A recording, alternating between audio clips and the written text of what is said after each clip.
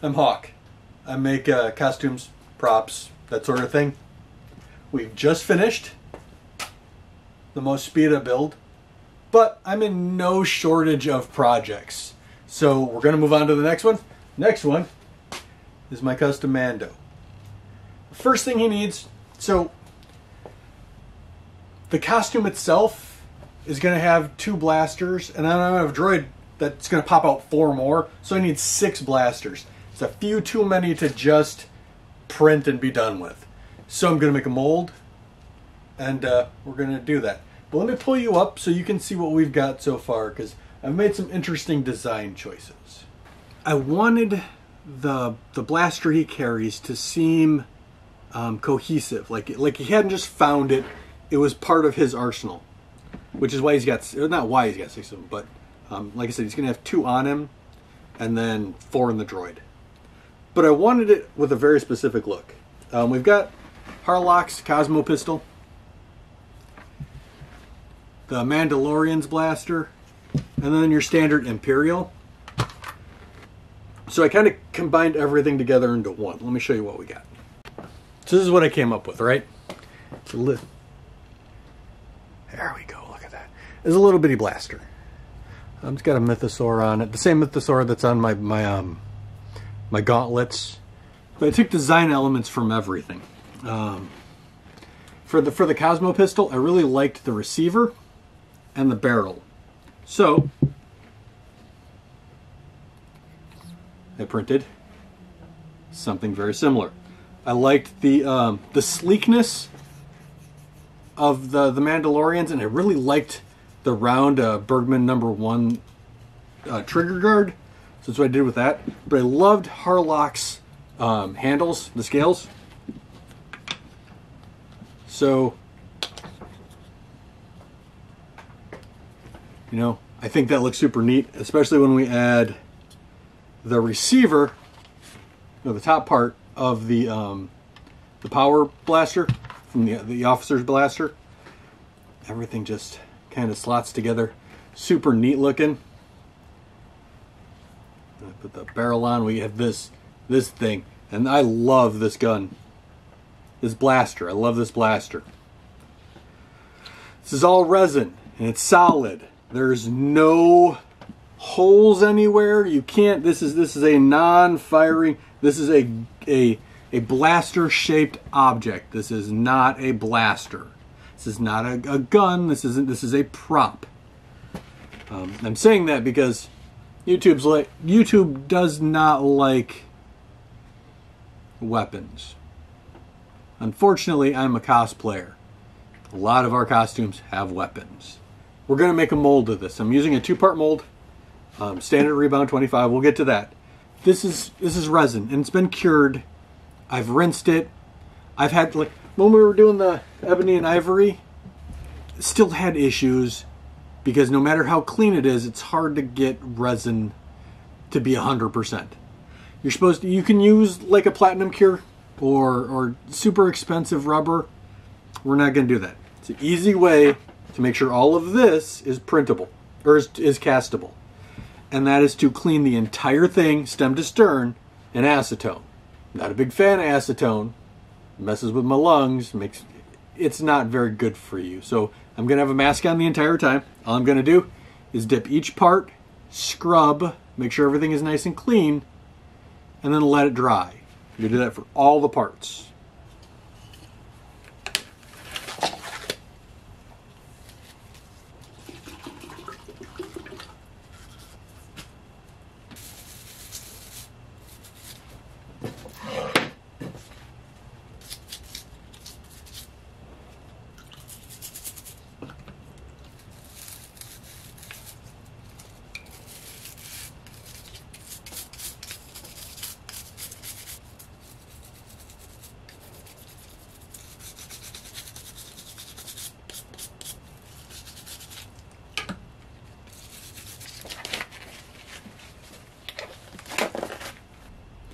Now we glue everything together. And I'm just using Glue Masters medium viscosity. Same stuff I always use. Want to make sure everything is in the right orientation. because everything kind of locks into place. Everything kind of goes together. So it's all got to be put on pretty much at the exact same moment, which is just complicated for me. But I designed it, so I have no one to blame but myself.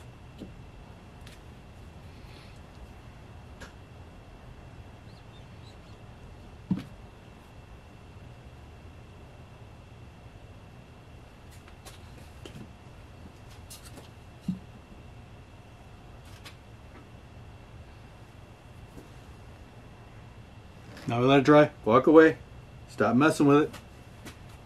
Can I put this on? I'm worried about putting the barrel on, having it weigh down too much, so we're going to wait. Going to give this an hour, let it fully cure, see where we're at. There's little gaps. Let me move a little closer so you can see what I'm talking about. So there's gaps like right along here, under here. There's these holes. I'm not sure what to do about this yet. Plug in the back. I mean, there are a ton of little holes over this thing. I wanted to kit bash it, like actually, you know. So I took the models and just put pieces together and made the thing I wanted to make. And it worked. I mean, it looks good. I like it. But I've got all these little holes that I now need to fill. Since I'm making a mold of it, I need to do something that's not going to have the Sculpey we're about to use. I need something that the Sculpey we're about to use isn't going to stick to. If I were to just use Sculpey everywhere, when I went to mold the other side, it would pull off and I'd have to remold it. And it's way more complicated than I want it to be. So I just picked up some JB Weld steel stick. I would use milliput, but I don't have any around me, so I use what I got. I'm just going to cut a little bit of this off, smush it together, and then put it... let me pull you around so you can see what I'm talking about. It's way easier than me trying to explain it. So like I said, see, it's a bunch of little gaps everywhere that I need to fill in. That the rubber is just going to have a hard time with. This stuff is neat. It's a two-part, right? And you just keep mushing it together until it's all one consistent color. Nice even color. See? So I'm just going to take it, put it in the areas I need it to be. And I'm trying to get as much off as I can. Because I want this to look like one solid piece here. I want it to have a nice smooth transition. Once it's done, I'll give it a light sanding. And that will all just blend together. I'm just going to take... This is probably more than enough to do everything I want to do today. Fill in these areas in. It doesn't have to be exact or perfect. It is just a kit bash blaster for a costume. I'm just going to keep doing that for all these places that have little holes. This is where we're at. Not bad, not bad. Now I'm going to leave it for probably overnight and then sand everything smooth. We're also at the stage where I need to add any embellishments. Like I want to deepen the eyes in the Mythosaur skull. Other than that, I think we're about ready. So, leave it overnight, sand it in the morning. I may have made a slight miscalculation. I was thinking about this while it was drying. And it occurred to me, I have no idea if this steel stick has sulfur in it or not. Sulfur inhibits Rebound 25 from properly curing. We may have a problem. And the SDS sheet on it doesn't say either. Instead, we're going to prime and paint it. I wasn't planning on doing that, but here we are. So these areas where I added the epoxy, I'm just going to sand smooth, and then we're going to prime the whole thing. So I ended up grinding detail into the handles. There's a gap because resin doesn't really, But I'm going to fill that probably with clay rather than using more JB Weld. But I really like, there it goes. how these handles turned out. Hang it. We're going to prime it.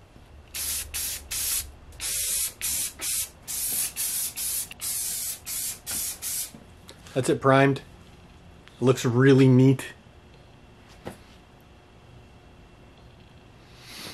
Gonna clear it, and then we'll get back after that. It turned out fantastic. I love this thing. All right, now we make a mold. I have some scrap lumber here. It's from a thing that used to be right there. That's no longer right there. Let me pull you closer so you can see what I'm doing. I want to give myself maybe an inch all the way around. An inch is actually a lot.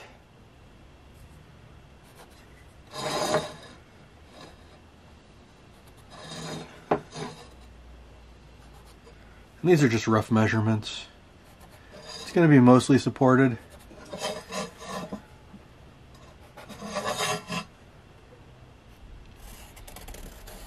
There's a lot of negative space here. And I want to keep this as straight as possible. It makes a much easier mold if you don't have to mess with angles too much.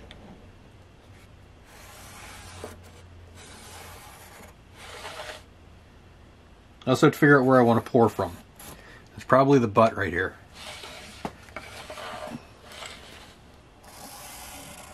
I want this piece flat because that's where I'm going to put my sprue.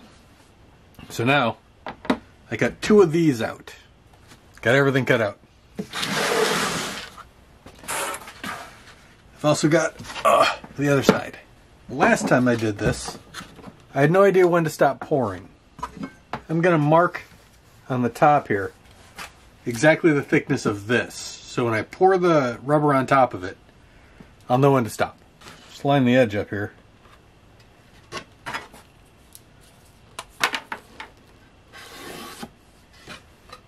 Now I know exactly where to stop pouring. So yeah, I'm just using tape. Foil tape. It's designed to be airtight. So stopping silicone from pouring out. Way easy for it. I found this stuff to be fantastic. I don't have any issues whenever I use it. If I use glue or hot glue, it sticks a little too well. Then I have to fight to get the whole thing off. Whereas this just seems to work.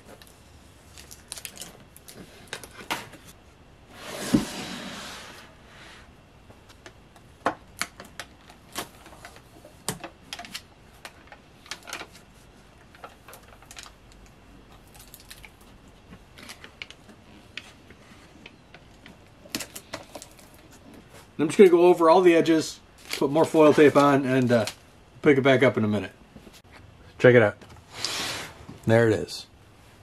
Got room all the way around. We got room all the way around. Now, let's put some clay down and fill up the mold. And the clay I'm using is just standard, run-of-the-mill Sculpey. That's it. Nothing special about it.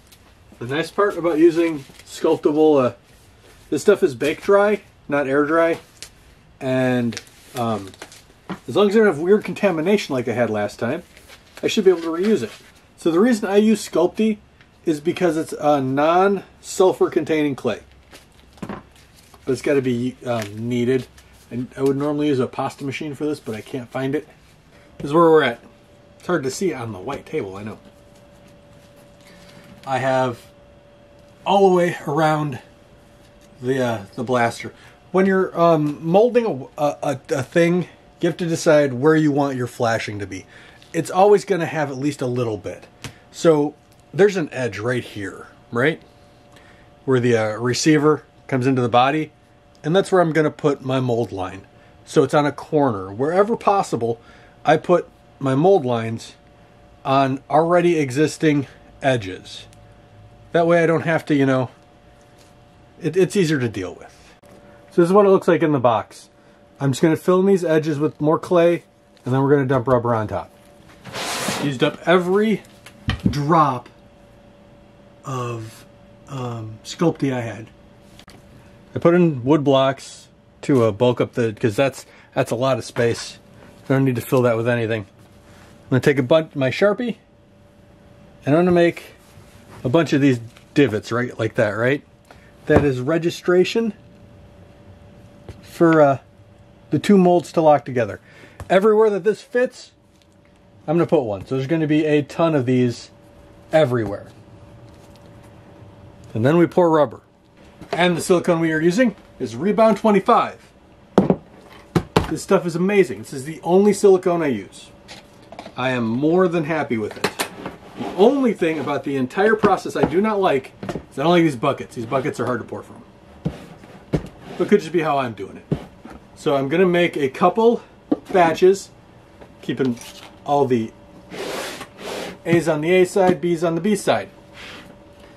I'm off center because I have a heater here, by the way. I'm a little shifted. It's kind of weird. Hopefully the mold doesn't leak. Hopefully I don't poke myself in the eye. And hopefully everything goes to plan. I know, right? 300, huh? So I don't want to go over 150. We'll do 150 each time. Just so I don't have to think. Just pour the line. That's it.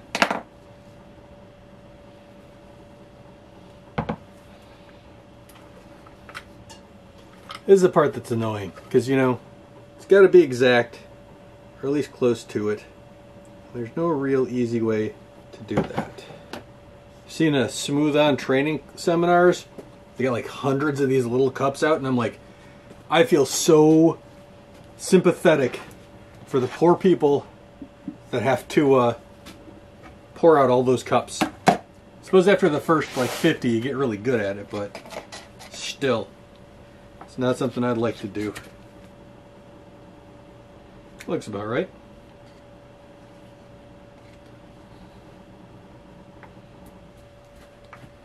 Mix till everything is nice and homogeneous. One solid color. It's the pincher grip while I'm stirring. Oh my goodness, that kills my hand every time. Right, so this is the part everybody's going to want to see anyway. I'm going to set you on the table so you can get a good view down. So we're just going to slowly pour a nice thin stream and let it do its thing.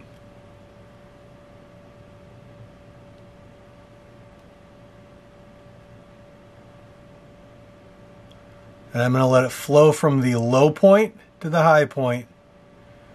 Once we're about halfway, I'll probably drop it down because it's currently elevated. You see that thin stream? That's why I'm not worried about bubbles.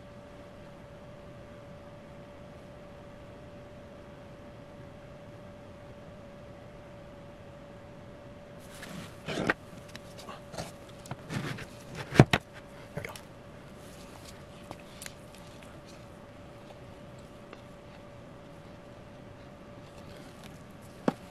I'll lay it flat. I'll let it find its own level. I'm just going to do that a couple more times. You don't need to watch me mix. I may do the slow pour on all of them though.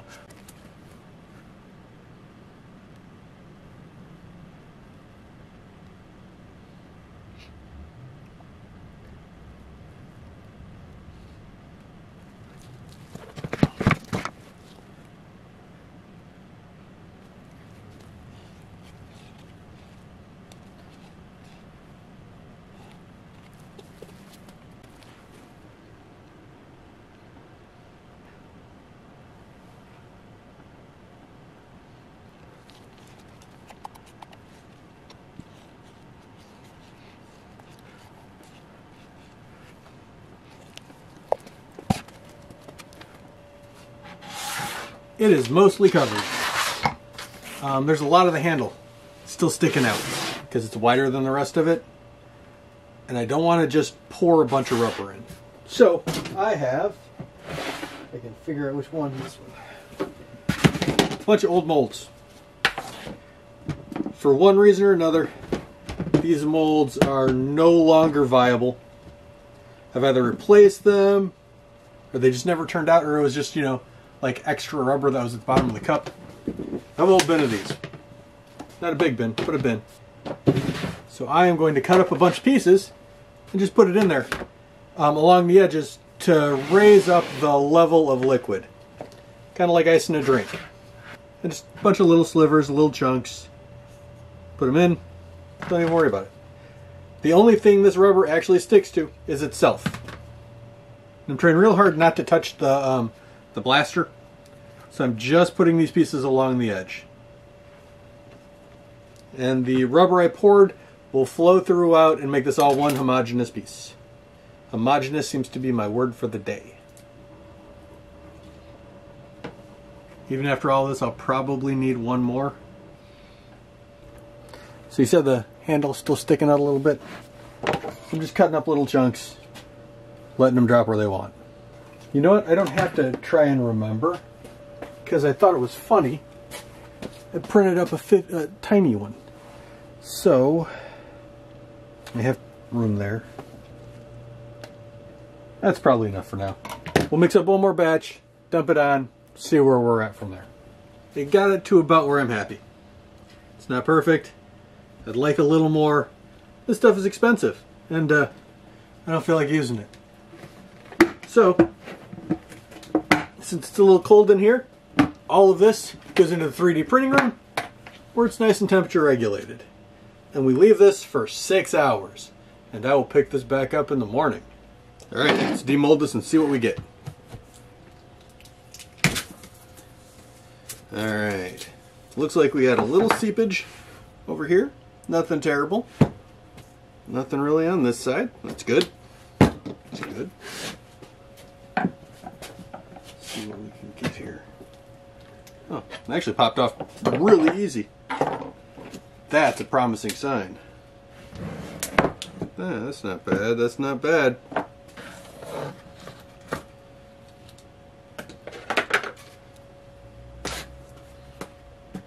Alright. So these are going to have to come off because I can't put my other solid piece on. The bottom piece.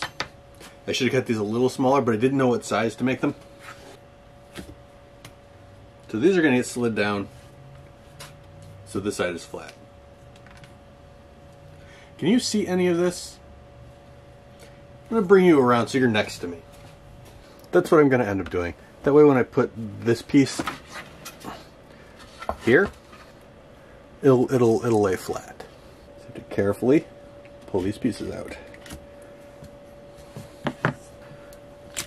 There we go.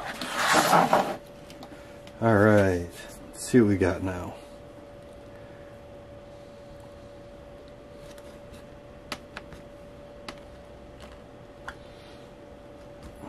Hey, look at that. I'm gonna grab a bag, take the rest of this off, and see where we're at. It's not perfect, but it's good enough. There's still a bit of clay here and there. I'm not worried about it because the gun itself has been cleaned off. So I'm just gonna rebuild the mold, and then we're gonna coat the whole thing in petroleum jelly. It separates it. It makes sure that the two silicones don't fuse. It's just a parting compound, basically. So I'm going to put everything back together, and then we'll pick back up. It's all back together.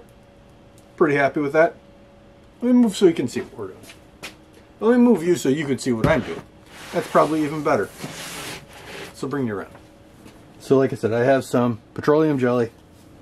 Just going to put it on a brush and cover the whole thing. This is acting as a mold release. And it's keeping the silicone from sticking to the silicone. I'm primarily focusing on the silicone because that's the only thing the silicone is going to want to stick to. And if certain parts do stick, again, it's not a big deal. I can just cut it. So I've left clay here and here because I don't want those hollow. I also have a tube right here. I don't know if you can see it. There. That's going to end up being a air vent and will just get cast because this little bottom corner not going to cast very well. So it's actually cold out here, right? My fingers are starting to go numb. The tape isn't sticking very well. It's cold. So I'm taking all of this inside. I'm going to cast the rubber inside. We just did it, so you don't need to see it again. But we'll pick back up probably tomorrow once everything has had time to cure. Let's pop this open and see what we got.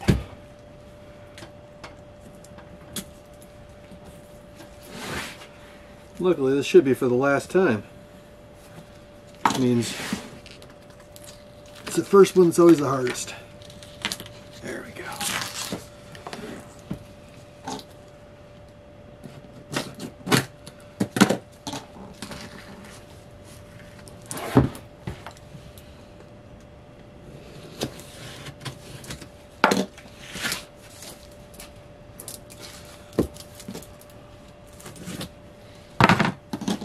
There's always one, right? It just does not want to come off. Luckily, a couple pieces of lumber here I can use to pry with. There we go. So wherever there was a gap, it of course got filled with rubber.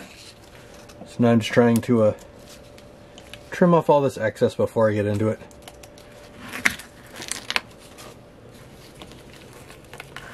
It's like trying to pull out a chicken bone.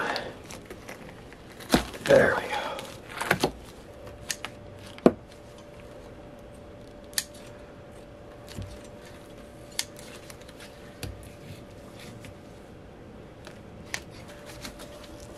So I'm just working the seam. Wherever it's stuck, I'm going to persuade it a little bit. There it goes. And I have a good shot. I can actually see what I'm doing. Just gonna slowly peel this back.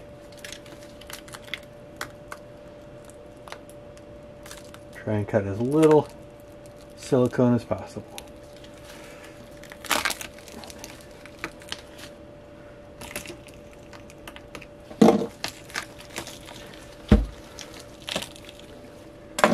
So I could just leave this if I really wanted and keep that as a hinge, but I'm probably not gonna. So the next step is to pull the whole blaster out. There it goes. So now I want to trim up the sprue a little bit here and make sure this channel is nice and empty, and we'll pick it back up in a couple of minutes. Everything came out. The mold looks good. I don't see any signs of under-cured rubber. I'd like to give it more time to cure completely on its own, but I think I'm going to pour one first real quick, just to, you know, check the viability of the mold, and of course to clean out all this excess clay that's in here. Plus I do need to find out how well it pours.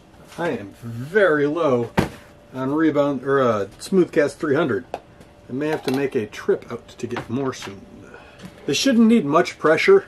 The rubber bands really are just here to hold it, so I don't have to. I don't think I have enough for this. We're gonna try it anyway. If that is all I have, it's all I have, right?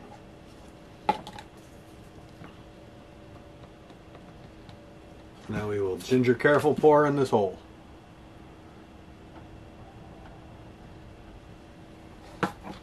Plus this will also let me know if the mold leaks anywhere. Alright, looks like we're just waiting. Alright, let's clean all this up and we'll come back about 20 minutes. It's been about 20 minutes. We get some leaking out of the ends. When I poured, I was squeezing a little bit to kind of create a vacuum to pull stuff in. Easily could have happened then. Let's see what we got. I expect this one to be completely flawed. I don't think I had enough resin, and yeah, it was past its prime. But if I'm going to have any issues with pouring, this will tell me where the issues are. So, let's see what we got. That moves too much. You'll get to see it before I do. It poured halfway, not terrible. Alright, let's take a look at it. First casting. Everything that I wanted to come out came out. I have all the detail. If I want to cut that, I can. Super bright and you can't see it, but it came out pretty good. I'm happy with that. Feels nice and durable. compared to the original, that's pretty good. So the problem I have now is I'm completely out of resin. The actual casting is going to have to wait till tomorrow, as it is currently 7:50 at night. I'm going to close all this up, but all in all, I'd count that as a success. We'll see in the morning. Had to get the trial version because the place I would normally have gotten the full version, the full gallon from, closed on Sundays. And today's Sunday. So, I'm going to pull you around and do that one more time. See what we get this time. Got my A cup and my B cup. And we'll set these aside. For simplicity's sake, I'm doing 100 ml in each, so doing 200 ml pour. So I'm not quite sure how much this thing holds. I also have my Tuscan eye mold, just in case. Because I'm probably not going to hit it spot on.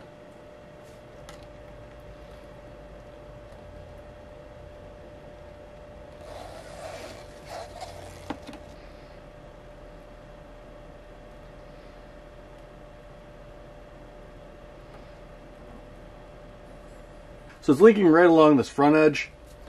Probably means I did not clean it out as well as I should have. Set that there. We mix up two more.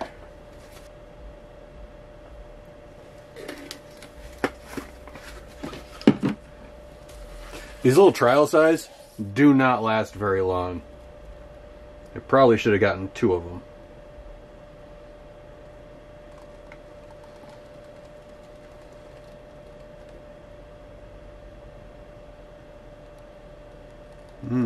Oh, right there. Wow. Almost exactly 200. Well, no. 2 pours, which would make it 400 ml. Not bad. We let it cure. We'll come back in about 20 minutes. So, this is balanced all precariously. We're going to leave it alone for about 20 minutes. I also mixed up a little extra, and I poured an eye and a nose for the Tuscan. Primarily so I can see when everything cures, because, you know, it's like a witness cup. It turns nice, white, we'll know exactly when everything's ready. Should be about 10-15 minutes. I'm going to walk away for a bit. It has had plenty of time to do whatever it is it's going to do. So let's crack her open, see what we got. Alright. I'm really curious to know what happened on this bottom part, which made it leak. We'll see that in a second. So far, so good. Well, it's all there. That's a step in the right direction. If I had to guess, I'd say there was still some flashing left from the last time I poured, which just caused it to not seal properly. Looks like the only part that's stuck is this air chamber, which kind of expected. But it popped right off. Not bad. I mean, not bad at all. Sprue pops right off. There's no serious flaws. This one might actually be cleanable and usable. Alright, I'm going to run a blade across this. We'll finish up. The mold turned out fantastic. Check this out. That'll be hard to see. I know, it's all white, so you're missing all the detail. But this thing came out perfect. I am super, super happy with it. We'll probably do a close-up in a couple of seconds. But it turned out perfect. It's exactly what I wanted it to be. Now I just need 5 more, right? It's a lot of blasters for a Mandalorian, but it's a Mandalorian. What do you expect? I am super happy with it. There's still a ton of cleanup to do, but you know, but the handle, the bone on it, with bone in air quotes. Let's see if we can get you to focus. Probably not. Let's be right-handed for a minute. There we go. Oh. There we go. That's a little better. So this thing turned out fantastic. I am super happy with how it looks.